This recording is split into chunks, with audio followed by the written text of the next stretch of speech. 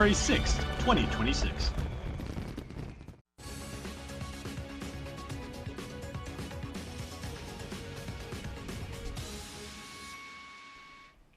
Half a day, I'm Matsuki Hirayama. You're watching KUAM News Weekend Edition. Thanks for joining us.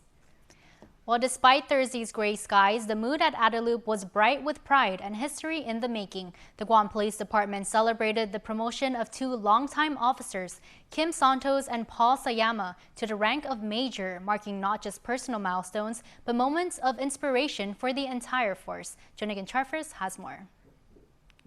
Despite the gloomy weather Thursday afternoon, Chief of Police Stephen Ignacio called it a beautiful day, a day that marked two extraordinary milestones for Guam's finest. Two veteran officers, Kim M. Santos and Paul V. Sayama, were promoted to the rank of Major with the Guam Police Department. Santos, a graduate of the 22nd Police Cycle in 1983, made history as the first female police officer within the classified service to rise to the rank of Major. Major Kim began her distinguished career and she steadily advanced through the ranks, starting as a police officer 1, progressing to police officer 2, police officer 3, sergeant, and then later achieving the rank of captain in 2008.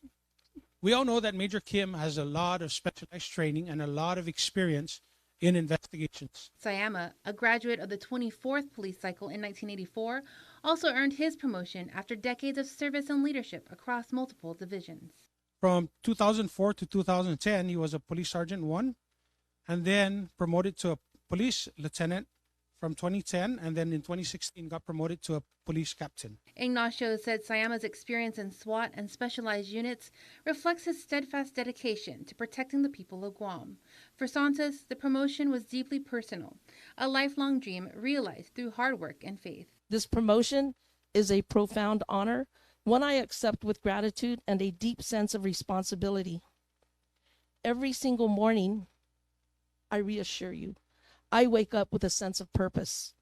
It's a fire that's burned in me since childhood. Sayama echoed those sentiments, reflecting on service, sacrifice, and a passion that continues to drive him. And when people ask me when is it time to retire, at the end of the day, it's the plight of the organization and the people is what keeps me going.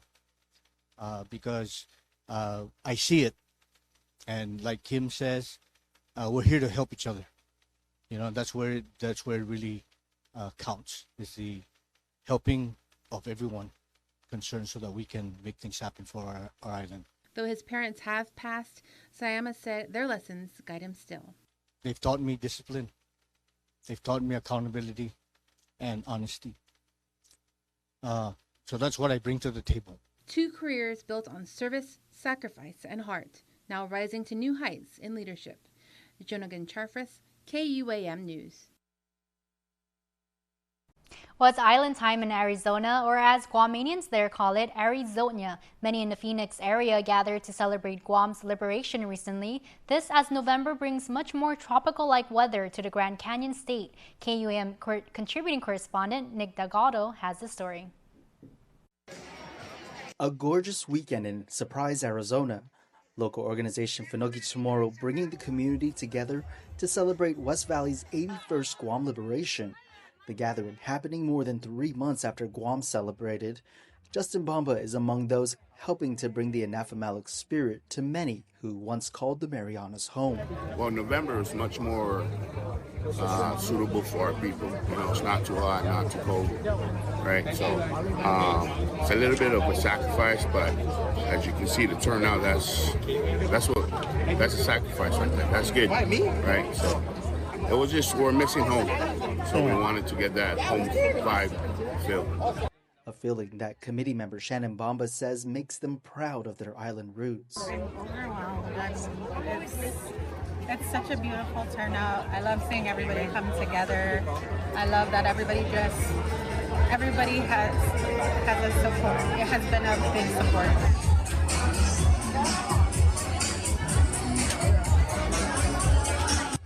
And what's a Guam celebration without the food and performances?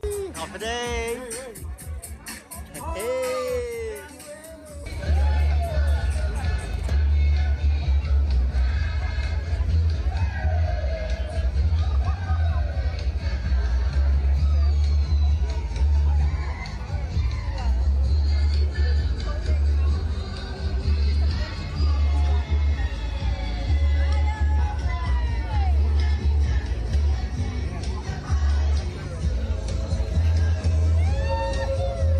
Among the attendees were survivor Joseph St. Augustine. He was just 3 weeks old when the island was liberated. Oh, it's amazing, and thank God that I'm still alive, and that I continue to be alive and to support this event. Many like Margaret Iriarty showed up to get a glimpse of what it was like to be back home. Home, far away, but our heart is still at home in Guam. But we have to move on, and this is our second home. Now here in Arizona, we call it Guam, Arizona, or Arizona, Guam. Viva Liberation! Viva Guam! Viva Guam! Others here end up reuniting with familiar faces like veterans Ed Penafil and Roland Boro. It makes me feel a lot closer to home. This is one of the reasons why I came up here today, that it was so close to where I live here in Arizona, that I decided to come up here this week to enjoy it, and glad I met a guy that we served in the military for a while. He's the first person I saw here and noticed, and I said, oh my gosh. We found out about this celebration here about 3 days ago on Facebook, and said, November? Oh, it's because it's hot in Arizona. So I don't think anybody will come out here at 115 degrees. But yeah, we like coming to events like this, my wife and I, because, it brings a lot of memories. You feel like you're back home in Guam. Taste the food, meet a lot of old friends. Yeah. We serve, like he said, we served together in the Army. Yeah. So, and we retired both in the Army. Who are airborne?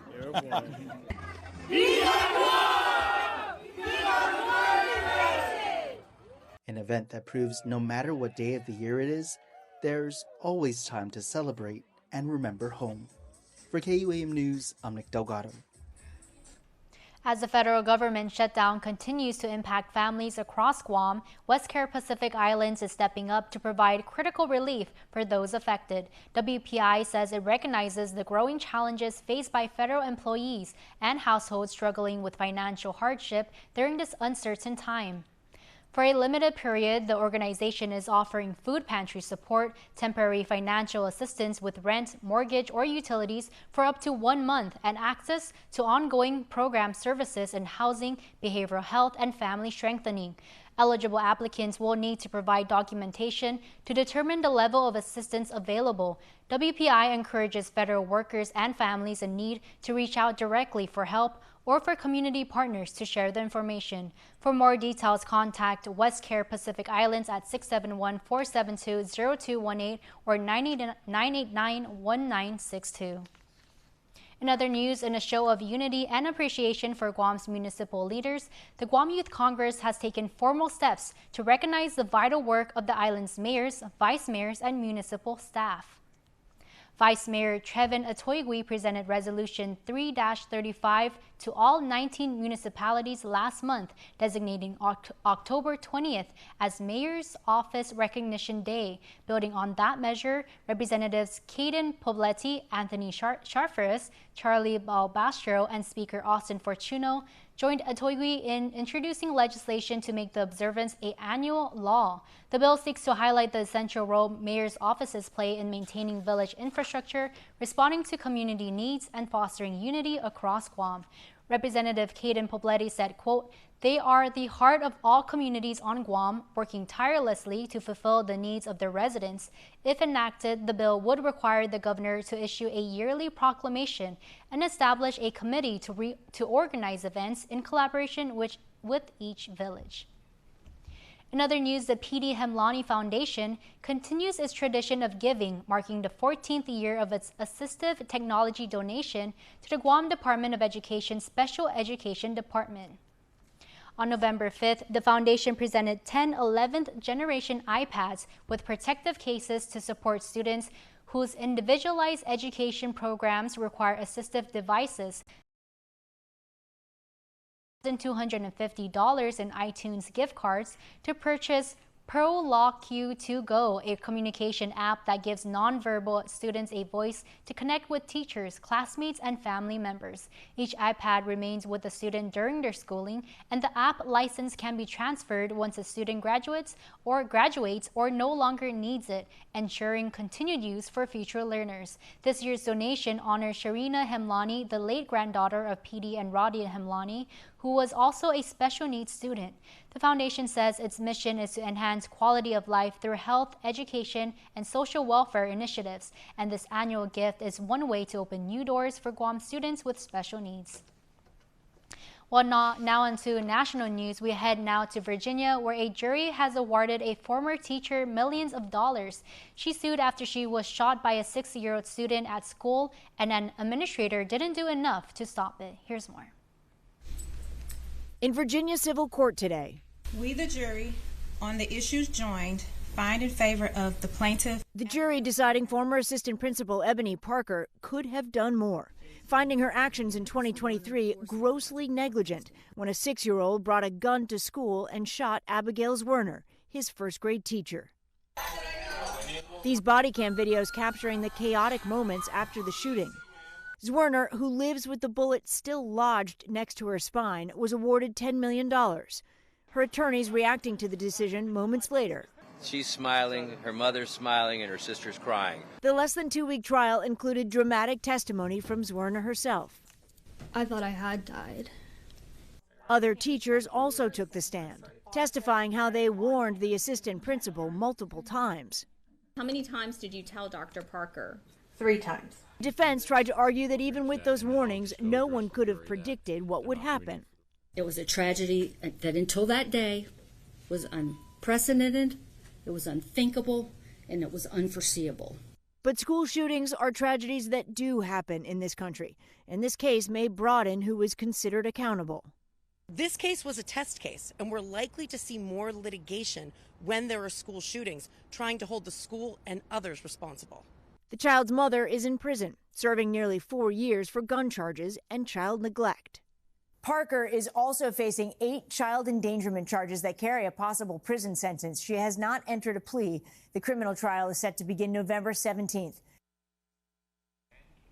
Well, take part in the KUAM Care Force Giving Tuesday project. To help those going through rough times lately, the KUAM Care Force will be at Kmart every Tuesday in November from 12 p.m. to 2 p.m. collecting your donations from non-perishable food items, baby items, toys, and more to help our less fortunate. It's all part of preparing for Giving Tuesday in about a month, so swing on by on Tuesday and help us be there for our neighbors in need. We'll be at Kmart again every Tuesday with a goal to help all 19 villages. And to those Guamanians of all ages who give in anyway, thank you. Rest assured your generosity is going to make a difference.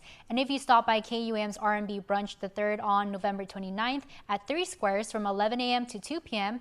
and donate a brand new toy or non-perishable food items, you will receive a special holiday ornament. Well, stick around. We have more coming up on Weekend Edition. You're watching KUAM. Tender love and care. Did we invent crispy chicken? Nah, we just put it where it belongs, inside burritos and tacos, obviously. Extra saucy. 2 strips, huh? Look at that. Overachieving? Sure. Did you ask for it? No, but we did it anyway. Crispy chicken from Taco Bell, a brand new classic. You're welcome. Guam's auto appearance specialist, Elegant Reflections, has been providing the automotive industry with professional detailing and car care products at its highest quality, from complete detailing, full interior detailing, exterior detailing, headlamp restoration, hand washing, seat and carpet shampoo, engine degreasing, undercarriage cleaning, paint sealant, fabric protection, paint oxidation removal, and so much more. Visit us at our new location. Call 646-5555 for an appointment. Elegant Reflections, Guam's auto appearance specialist, over 20 years of experience. Every day, there's something new to discover. Fresh styles, fresh finds, and fresh ways to make your home and family shine. So what's new at Kmart Guam? Ready to assemble furniture, stylish, affordable, and ready to take home today. Dream big with our new selection of mattresses. Comfort you can count on. Upgrade your home with the latest appliances, arriving now. Step out in style with new arrivals in men's and women's fashion. Fresh looks for every season. What's new? Everything. And it's all waiting for you only at Kmart Guam. Thank you so much for putting on this amazing event. The one thing that struck me immediately, I've mentioned this on the news a couple of times over the last 2 weeks, is the theme. Right. And unity and world peace are things that we all need, like right now and everything. So how did you choose, Rosanna, on this theme? And what are you doing to really drive that home? Well, we got together as a committee at first. And we just decided what is going on in the world right now? What is it that we need to focus on? And so we're not only an International Women's Club as a social group, but we're also women that have social awareness. And I think that was the key behind this whole concept of women uniting for world peace. Mm-hmm. So how do we make sure that we know that people out here on Guam, we believe in family, we believe in in respect and everything, but we are one global society. That's correct. So what can we do for like our fellow man, or in this case, like our fellow woman Right. too? So for this particular event, what we're going to do, part of the proceeds are going to the Guam Homeless Coalition. So peace starts at home, correct? So with that, we want to make sure that we take care of our home first. And we notice that unfortunately, through the years, the homeless population has been growing. Mm-hmm. So we know we can't stop it, but we can try to help. Of course, and as Guamanians and everything, the best way for us to do good in the world is to get together, to break bread together, and basically like to have a real good social celebration. So, what is going to go on with the International Women's Ball this year? Half a day. My name is Emina Lapatyuk. This year we're celebrating 52nd anniversary of friendship.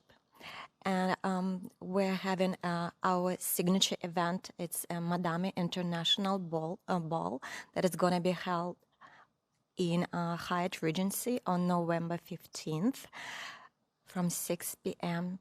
to 10 p.m. Very nice. Okay, the Hyatt has absolutely amazing food. I am a big fan of their seafood. Yes. They make wonderful fish. Yes. I hope they break out the salmon. They're going to bring out all the international cuisines from the various the ladies and the cities or the countries they're from. They're going to have each dish be represented at that ball. That is wonderful. Okay, now I know in past international Madame Balls, it's also really highly encouraged to dress in your country of origin. Yes. Yeah. Yes. So what is the manner of dressing like? How should people Well, they can come in their garb, their country, we call it garb, their attire, right? So whatever country they're from, they can dress that, or they can just dress for the evening, in evening gowns if they like. We encourage it because it is called a ball, that they come really fancy if they can, but come dress what they're comfortable in for their countries. That's the number one thing, comfort, right? Comfort. Yep. Right, we want so. Unity and world peace would happen so much easier if we were all just comfortable. Absolutely. Okay, so yep. Need to mention about the Parade of Nations. Right. So it's going to be a contest of the best national costume. Right. Very nice. Right. Okay, how many different nations are we expecting? What a great question. We're hoping to get it. Well, our last ball, we had there's like 130 countries in the world, I think, or something like that. We want all of them. So the ladies that are representing their particular country, they're the ones that are going to be right. So maybe we'll have 10, 13 of them. Korea won best costume last year, or the previous year.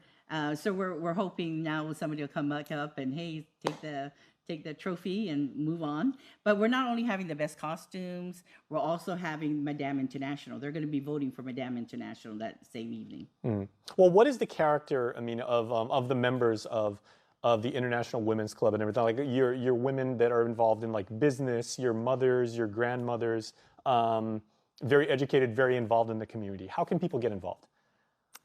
Our club is a wonderful melting pot. We are all different kind of backgrounds, business professional women, housewives, just probably senior citizens, just ladies with any different interest in life and education and backgrounds. But we are all united to learn about each other, about each other culture. Don't need a work break, keep the smile on your face. The moments you can't replace, and I'll be around. Whoa, you can count on me. You can count on me for life. Wherever life takes you, we're always here for you. Calvo's Insurance. Count on us for life.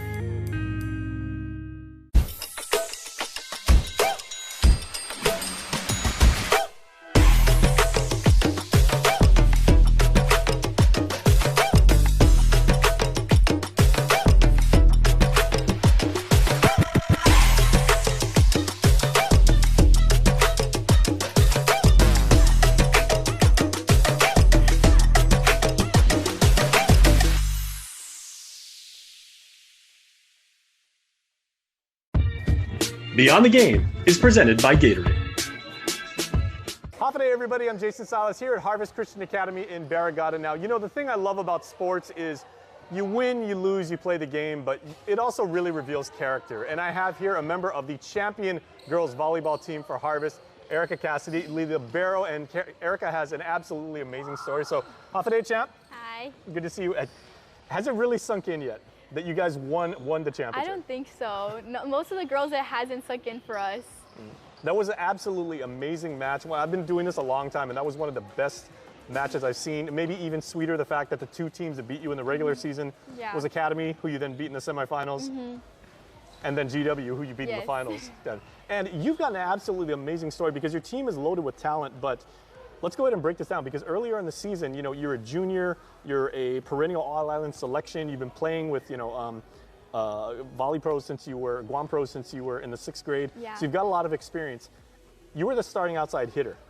One of the best positions to make like YouTube highlight reels and everything. And you actually made the decision to say, I want to switch things around, coach. Tell me about that.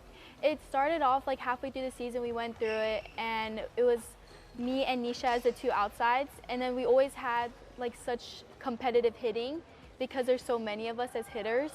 And then as we progressed throughout the season, just like having so many different options, there was like, we needed more people in the back row than we did the front.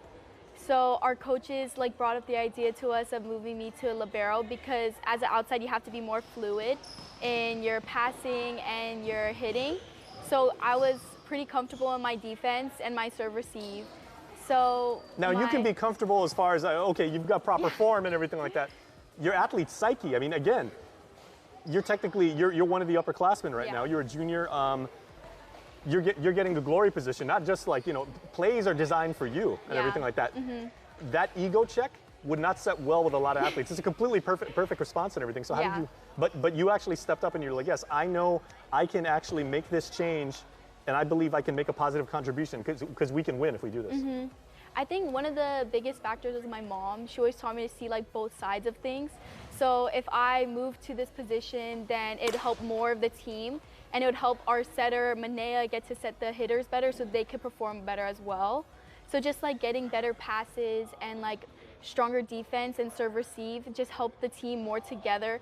And I thought that was better in the long run than just like me getting to be able to hit. But in that championship game, I mean, you know, Nisha Chen had 16 kills. Juliet Ambrose, who then slid into your spot, she started out on the right side, right? She had 15 and everything. So you guys had a lot of offensive production, but that is a huge risk too, to make that kind of change because they're giving up your offensive production. How easy of a transition was that? It was. At any level, like I said, I mean, that's an amazing thing for you to be that self-aware and that selfless to say, like, I'm going to do this for our team. Yeah. Last year, I got an injury halfway through the season and I sprained my ankle pretty bad, so I couldn't play the rest of the half. But during the playoffs, I was able to like be able to get more movement in it, but I still couldn't jump.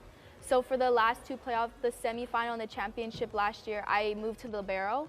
So it's not the first time I played it, but it was still definitely like a change for our team because we had different positions and like who was where. And you actually did, she was selected as the all-island libero, like one of them and everything. So I mean, you locked down that position. What about your mindset that you then had to change from saying, okay, I'm going to be a hitter, also as the left side hitter and everything. I'm getting like a lot of the broken plays, like a lot of what we call like the junk plays and everything like that. People are always relying on me to be the offensive spark. Now you're supposed to lock down on defense. Yeah.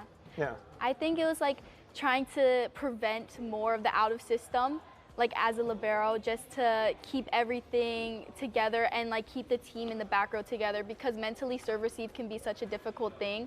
So just trying to keep the rest of my team up, and that way we don't get into mental hard spots.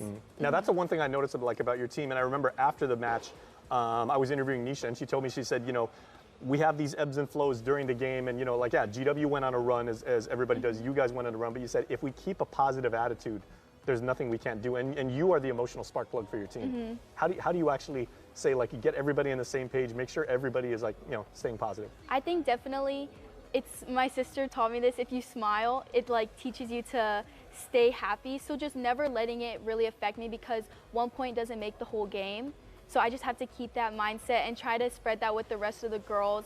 And even if they mess up, they can always just like improve throughout the game. So it's never just 1 point makes the whole game. And I could tell just watching the way you play defense, you really took ownership of that role, and you said, okay, this isn't a demotion, this is a chance where I can actually make us better. Yeah. Yeah. So what do you now say to like the younger students or people that watch you when they say, oh, I want to, you know, you went from outside to libero, I might want to do that too. You know, how do you actually like completely change positions like mid-season? Probably like listen to your coaches, because every coach has different ideas, and just try to see the different perspectives and everything, even if you like, because I trained as outside my whole life, so it was definitely hard to switch, but if you think it's better for the team, sometimes that's the way to go. Yeah, again, just to have that, put the team before yourself. I mean, was it a really long thought process that you had, or did you like sit and kind of like, you know, just like dwell on it? It was a sleepless night? Or? No, it was definitely took a little bit of the season, because in the beginning we had a hard time figuring out like our set lineups, and then once I did switch, it definitely solidified everything, and it helped people get more like practice in the positions they were playing. So it really did help the team more, because we got to focus on our specific roles instead of switching around positions. Well, and perfect timing, because your middle school team is now warming up, and these are going to be some of the girls who are going to possibly play with you next year, you know, as ninth graders and everything. So as you guys attempt to, you're already thinking about going back to back. Yeah, hopefully. Yeah. So what's your mindset going to be there? Just keep improving and never like be comfortable in a spot, and to like keep us as a team, because I think that's really important, and working together. All right. Well, one of the members of our sports community, Erica Cassidy, the captain of the Champion Harvest Eagles, and you know, really showing that leadership, and just again, you know, the ability to think about the team first and everything. Erica, you've inspired everybody in the sports community. So congratulations to you and the team on all your success, and what a wonderful story. Thank you so much. Beyond the Game is presented by Gatorade.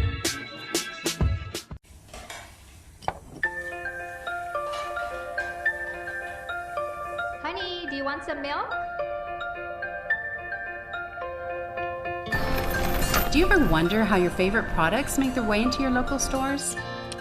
Most arrive on state-of-the-art Matson vessels that transport containers of food, household items, equipment, and supplies into the islands every week.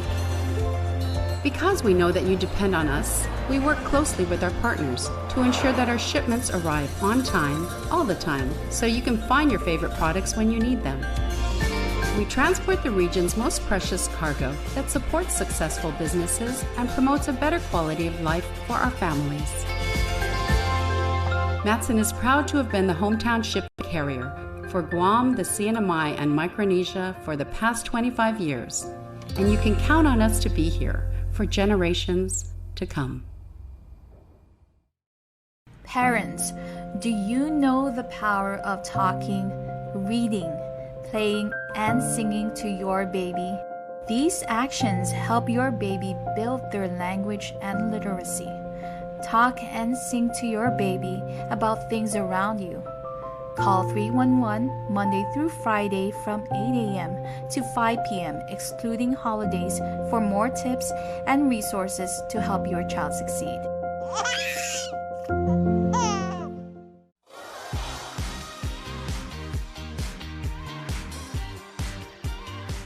And over the weekend, happy sweet 16th birthday to Chelsea Jaylene Babauta and your family. Says we are so proud of the woman that you have become. We are sending you all the love in the world. Want to wish your special someone a happy birthday? Just click the QR code here on your screen or email birthday